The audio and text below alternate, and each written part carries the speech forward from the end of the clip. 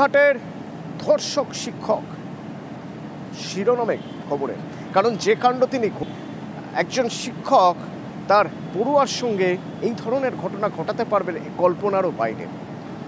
তো তার বাড়ি থেকে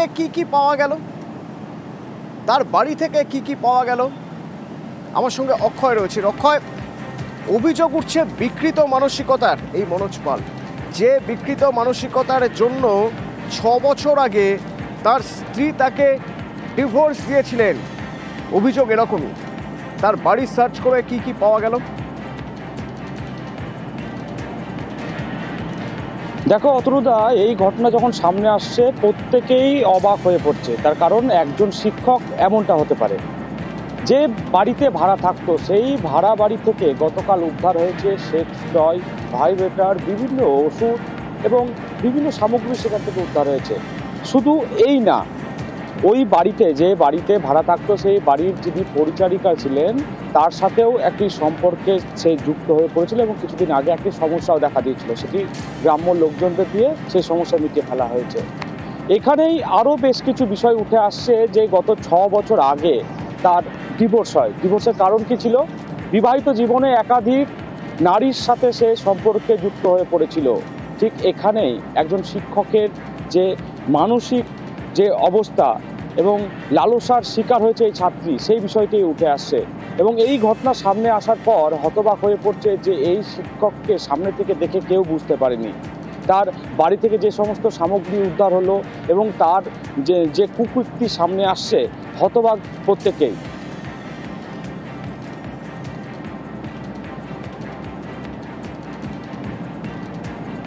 আমি ওখানে থাকি না, আমি ছেলেমেয়ের পড়াশোনার সূত্রে রামপাটে থাকি, সেই হিসেবে আমার ঘরটা ফাঁকা ছিল বলে আমি ওকে ভাড়াটা দিয়েছি। এই ঘরে আছে ও 2.5 বছর 3 বছর এরকম হচ্ছে। 26 তারিখ থেকে 31 তারিখ অব্দি আমি ছিলাম না, আমার চোখের ট্রিটমেন্ট চলে, সেই হিসেবে আমি নেপালে চলে গেছিলাম। 1 তারিখে ওইখানে গিয়ে আমি জানতে পারি যে মাস্টারমশাই এরকম একটা ঘটনা করেছে, গ্রামের লোক জড়ো হয়ে স্কুলে জড়ো হয়েছিল, সেই সূত্রে জানতে পারি। ভেতরে ও কি করতে না করতে আজ পর্যন্ত পাড়ার লোক বা আমরা কেউ অজানা আমাদের।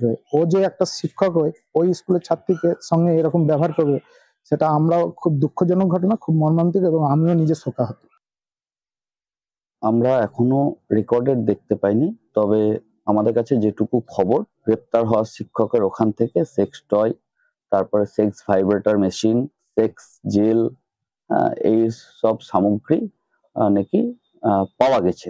এই ধরনের আমাদের কাছেও একটা খবর আছে। তার স্ত্রীর সঙ্গেও নাকি এই নিয়ে কোনো বনিবনা ছিল না। উনার যে চাল চলন, জীবনকে উনি চালাতে চাইতেন, এসব নাকি উনার স্ত্রীও মেনে নিতে পারেননি, সেই কারণে উনার স্ত্রীও নাকি ওনাকে ডিভোর্স দিয়ে দিয়েছেন। অভিযোগ এই ঘরেই ছাত্রীকে আটকে রেখে ধর্ষণ এবং তারপর প্রমাণ লোপাটের জন্য তাকে মেরে টুকরো টুকরো করে সেই দেহাংশগুলো বস্তাবন্দি করে সেচ খালে ফেলে দিয়ে আসে।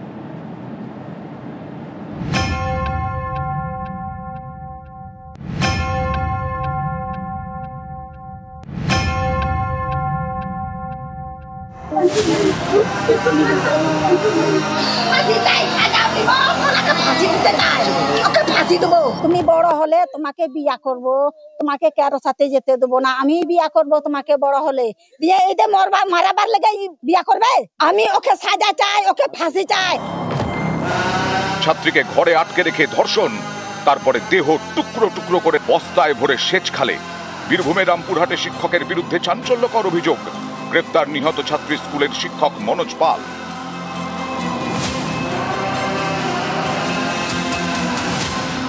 মা বললে ফোন করে স্কুলে পৌঁছায়নি, টিউশন भी পৌঁছায়নি। আমরা ছুটে ছুটে আসলাম, 28 তারিখে পেয়েছি। মা বাবা সেদিন থেকে খুঁজছিল, মাস্টারকে সন্দেহ হচ্ছে, এখন ওই মাস্টারে ফাঁসি চাইছি। তদন্ত যেভাবে এগোচ্ছে তাতে আমাদেরও সাসপেক্ট যে তাকে প্রথমে ধর্ষণ, পরে তাকে খুন করা হয়েছে।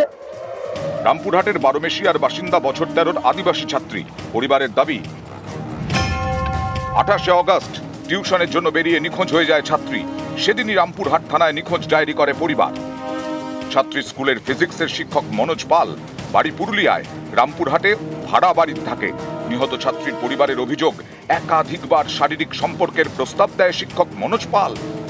একবার বলেছিল একটা একটু বড় হোক রাখবো, আর একটু বড় হোক রাখবো, বিয়ে করার প্রস্তাব দিয়েছিল।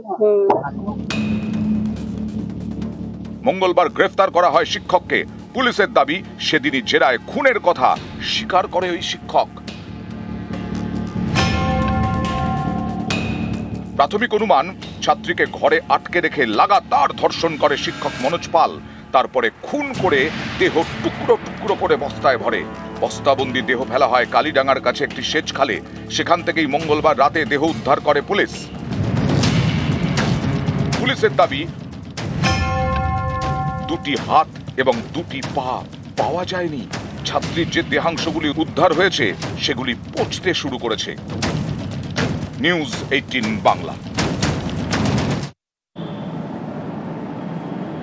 এইরকম একটা ঘটনা ঘটে যাওয়ার পর স্বাভাবিকভাবেই এলাকার মানুষ তারা ক্ষোভে ফেটে পড়েন। সব আক্রোশ গিয়ে পড়ে স্কুলের উপরে, প্রথমে পুলিশের উপরে এবং তারপর স্কুলের উপরে। স্কুলের গেটে তুমুল বিক্ষোভ দেখায় এলাকার মানুষ, এবং সেই সময় যখন প্রধান শিক্ষক স্কুলে ঢুকতে যান তখন অভিভাবকরা তাকেও মারধর করে। পুলিশের বিরুদ্ধেও তদন্তে গাফিলতির অভিযোগে ক্ষোভ।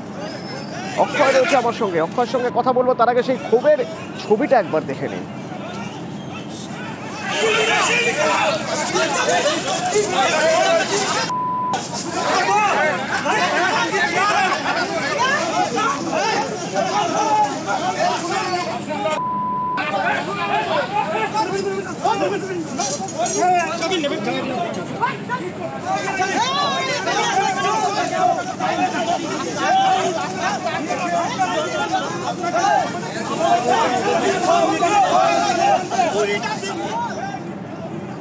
অক্ষয়, স্কুলের উপরে খুব গাছড়ে পড়লো কেন? প্রধান শিক্ষকের কি দোষ? দেখো, তোমাকে জানি রাখি, এই ঘটনা সামনে আসার পর গ্রামবাসী থেকে শুরু করে বিভিন্ন এলাকার মানুষজন কিন্তু ক্ষোভ জন্ম নিয়েছে তাদের মনে। তার কারণ হলো, এই যে ঘটনা ঘটেছে এর পেছনে তো কারণ আছে। যখন নিখোঁজ হয়েছিল তখন থানাতে অভিযোগ করা হয়েছিল, সঠিক সময়ে তদন্ত হয়নি। এই ক্ষোভ জানাচ্ছে সাধারণ যারা গ্রামবাসী, আজকে যারা স্কুলে এসেছে। স্কুলে এসে প্রথমেই প্রধান শিক্ষককে তারা বিক্ষোভ দেখায়। প্রধান শিক্ষকের কাছে একটাই দাবি জানানো হয় যে এই শিক্ষকের যে কুকীর্তি ফাঁস হচ্ছে এতদিনে, তিনি কি জানতেন না? তাহলে স্কুল কর্তৃপক্ষ কেন ব্যবস্থা গ্রহণ করেনি? সেই মতো তাকে বিক্ষোভ দেখানো হয়, তার উপর চড়া হয়। উত্তেজিত জনতার হাত থেকে উদ্ধার করে রামপুরহাট থানার পুলিশ এই শিক্ষককে।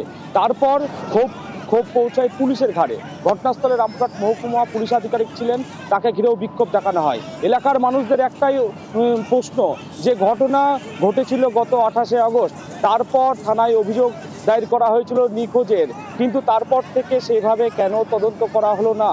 এবং ঘটনার সামনে আসার পর 3 দিন পর ওই শিক্ষককে একবার আটকও করা হয়েছিল, তারপর বেশ কয়েকদিন জিজ্ঞাসাবাদ করে তাকে ছেড়ে দেওয়া হয়েছিল। সেই সময় যদি সঠিকভাবে তদন্ত করত এই শিক্ষককে জেরা করে, হয়তোবা এই ছাত্রীটি আজকে বেঁচে থাকতো বা উদ্ধার করা সম্ভব হতো। এই প্রশ্নই তুলছে গ্রামবাসীরা, যে সময়ে যদি পুলিশ সঠিকভাবে তদন্ত করতো তাহলে এই ঘটনা ঘটতো না, এবং যাকে গ্রেপ্তার করা হয়েছে তার যাতে দৃষ্টান্তমূলক শাস্তি হয় সেই দাবি করছে। স্বাভাবিক, পুলিশের ভূমিকা নিয়ে প্রশ্ন ওঠাই স্বাভাবিক।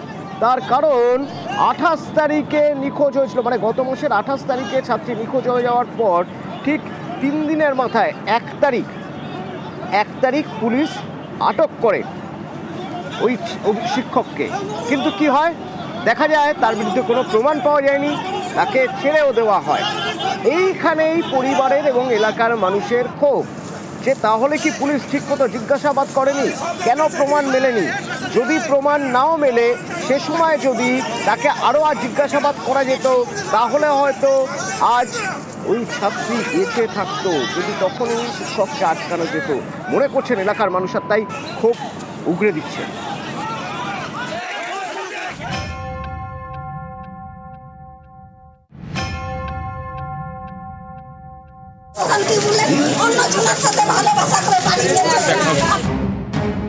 বীরভূমের রামপুরহাটের 7ম শ্রেণীর ছাত্রী গত 28শে আগস্ট নিখোঁজ হয়ে যায়। পরিবার অভিযোগ জানায় রামপুরহাট থানায়। অভিযুক্ত শিক্ষকের বিরুদ্ধেও থানায় জানানো হয়। অভিযোগ, পদক্ষেপই নেয়নি পুলিশ। যখন খোঁজ পেল ততক্ষণে সব শেষ। 20 দিন পরে মঙ্গলবার কালীডাঙ্গার সেচখাল থেকে বস্তাবন্দি টুকরো টুকরো দেহ উদ্ধার হয়। গ্রেফতার করা হয় সেই শিক্ষককেই। আমরা রিপোর্ট লিখেছি তো কি করছিল এতদিন বলতে কিছু করে না পুলিশ কেস তো করেছিল কিছু তদন্ত করে না আগে মাস 28 তারিখে হয়ে গেছে আর আজকে কত তারিখ হচ্ছে তাহলে বলুন তো কতদিন হয়ে গেছে। পরিবারের দাবি 28 আগস্ট টিউশনের জন্য বেরিয়ে নিখোঁজ হয়ে যায় ছাত্রী। সেদিনই রামপুরহাট থানায় মিসিং ডায়েরি করা হয়। অভিযোগ গুরুত্বই দেয়নি পুলিশ। পরিবার বারবার থানায় গিয়ে স্কুল শিক্ষকের বিরুদ্ধে অভিযোগ জানায়। সেই মতো 1 সেপ্টেম্বর শিক্ষক মনোজ পালকে আটক করে পুলিশ, কিন্তু জিজ্ঞাসাবাদ করে নাকি কিছুই জানা যায়নি, তাই তাকে ছেড়ে দেওয়া হয়। পরিবারের দাবি পুলিশ তাদের বলে প্রেমিকের সঙ্গে পালিয়ে গিয়েছে ছাত্রী।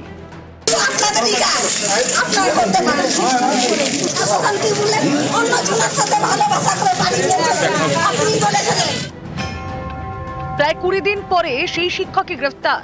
তাকে জেরা করে মৃতদেহের হদিশ পায় পুলিশ। এখানেই অনেকের দাবি 1 সেপ্টেম্বরই পুলিশ যদি ঠিকমতো জিজ্ঞাসাবাদ করত তাহলে হয়তো এই মর্মান্তিক পরিণতি হতো না। নিখোঁজ ছাত্রীটি হয়তো বেঁচে থাকতো, তাকে জীবিতই উদ্ধার করা যেত। ছাত্রী খুনের প্রশ্নে পুলিশ।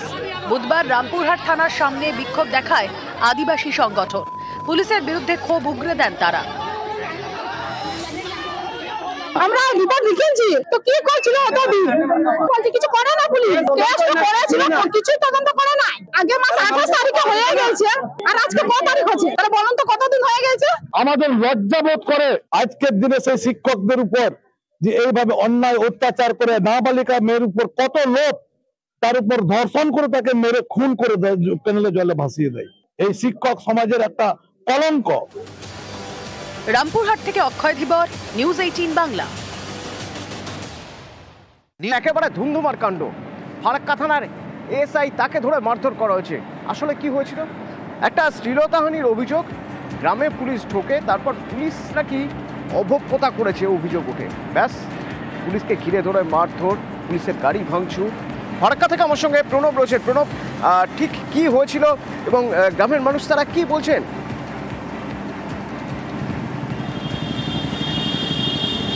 দেখো, একটা ছোট শিশু তিলিডাঙ্গা, ফারাক্কা তিলিডাঙ্গা গ্রামে তার মামার বাড়িতে বেড়াতে এসেছিল। সেই সময় এক যুবক তার গায়ে হাত দেয় বলে অভিযোগ। তারপরে ওই শিশুর পরিবারের পক্ষ থেকে যে ফারাক্কার যে এনটিপিসির যে পুলিশ ফাঁড়ি রয়েছে সেখানে অভিযোগ দায়ের করে। এরপরে পুলিশে ওই ফাঁড়ির যে ইনচার্জ উজ্জ্বল ঘোষ তারই নেতৃত্বে একটি পুলিশ বাহিনী তদন্তে যায় এবং ওই যুবকের অভিযুক্ত ওই যুবকের কে না পেয়ে তার বাবাকে ধরে আনার চেষ্টা করে। সেই সময় এলাকাবাসীরা বাধা দেয়। তখন এই উজ্জ্বলবাবু মহিলাদের গায়ে হাত দেয় বলে অভিযোগ এবং এরপরে কিন্তু পুলিশের ওপর চড়াও হয় গ্রামবাসীরা এবং পুলিশকেও মারধর করে এবং তাদের অভিযোগ যে এই এএসআই যে উজ্জ্বল ঘোষ তিনি মদ্যপ অবস্থায় ছিলেন এবং তিনি মহিলাদের গায়ে হাত দেন এবং মহিলাদের হাত ধরে টানাটানি করেন বলে অভিযোগ। তারপরে পুলিশের গাড়ি ভাঙচুর করা হয়, পুলিশকে মারধর করে এবং তারপরে ফারাক্কা থেকে বিশাল পুলিশ বাহিনী গিয়ে কোনো রকমে উদ্ধার করে নিয়ে আসে। গোটা গ্রাম কিন্তু একদম ফুঁসছে এবং তাদের অভিযুক্ত ওই এএসআই তার যেন চরম শাস্তি হয়, কারণ বেশ কয়েকজন মহিলাকে বেধড়কভাবে মারধর করেছে এবং তারা আহত হয়েছে এবং তাদের গায়েও হাত দেওয়া হয়েছে এবং কোনো রকম লেডিস কনস্টেবল কিন্তু ছিল না তাদের সঙ্গে। এরপরে কিন্তু তারা বিক্ষোভও দেখান। যদিও ফারাক্কা থানার পুলিশের পক্ষ থেকে একজনকে গ্রেপ্তার করেছে এক গ্রামবাসীকে এবং জঙ্গিপুর পুলিশ জেলার পক্ষ থেকে বলা হয়েছে যে পুরো ঘটনার তদন্ত করা হচ্ছে। যদি সত্যিকারে ওই এএসআই মদ্যপ অবস্থায় সে ওই গ্রামে গিয়ে থাকে তাহলে তার বিরুদ্ধে ব্যবস্থা নেওয়া হবে, কিন্তু গ্রামবাসীরা চাইছেন যেন অভিযুক্ত ওই পুলিশ এএসআই এর যেন চরম শাস্তি দেওয়া হয়। অতনু, ধন্যবাদ।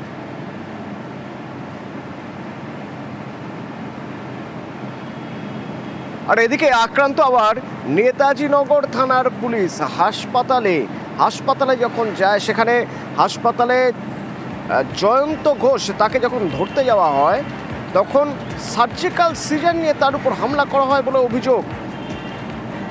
ঠিক কি ঘটনা জানবো। অমিত রয়েছে সরাসরি আমার সঙ্গে। অমিত,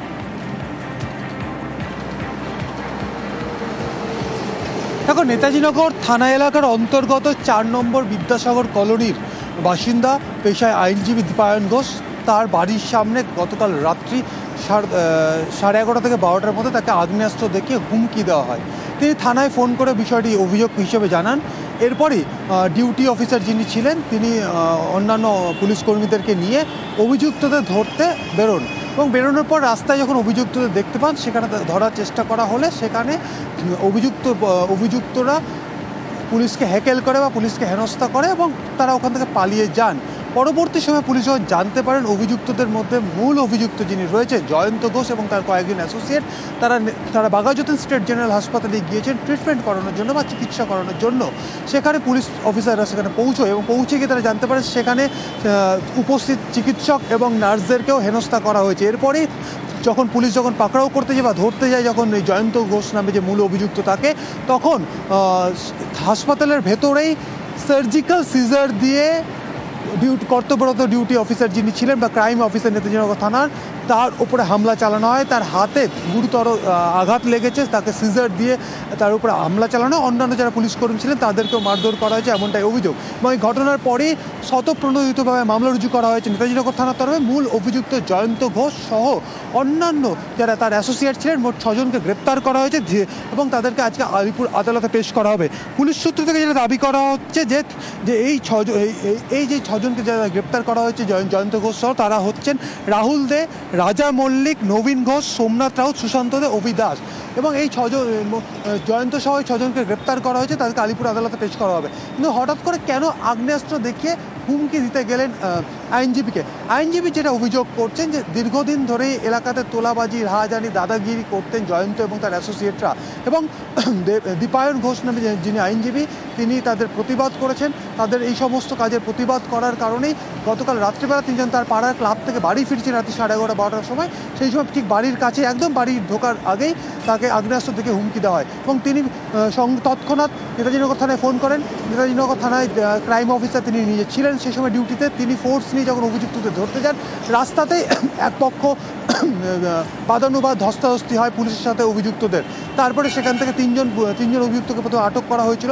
পরবর্তী সময় তারা যখন জানতে পারেন যে বাকি অভিযুক্তরা তারা বিশেষ করে জয়ন্ত 2-3 জনকে নিয়ে বাঘাযতীন হাসপাতালে গিয়েছেন চিকিৎসা করাতে, সেই সময় সেখানে গিয়ে ডাক্তার এবং নার্সদেরকে হেনস্থা করা হচ্ছে এবং সেখানে আউটপোস্ট থেকে নেতাজিনগর থানায় ফোন যায়।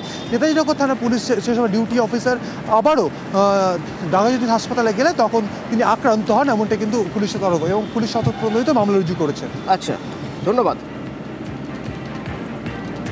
জয়ন্ত পুচকি এবং তার দলবল প্রথমে ফোন করে আমাকে ছেড়ে দেয় এবং তারপর আমার বাড়ির সামনে আসে, বন্দুক ঠেকিয়ে বলেছিল তুমি আমার রাস্তা থেকে সরে যাও, তুমি যদি না সরে যাও তাহলে কিন্তু তোমাকে আমরা প্রাণে মেরে ফেলবো। ওরা এখানে অনেক দুষ্কৃতি কাজ করে, যেমন লোকেদের ভয় দেখায়, তোলে, সাট্টা চালায়, এগুলো আমি প্রতিবাদ করি। এই প্রতিবাদের জেরেই ওর সাথে আমার শত্রুতা।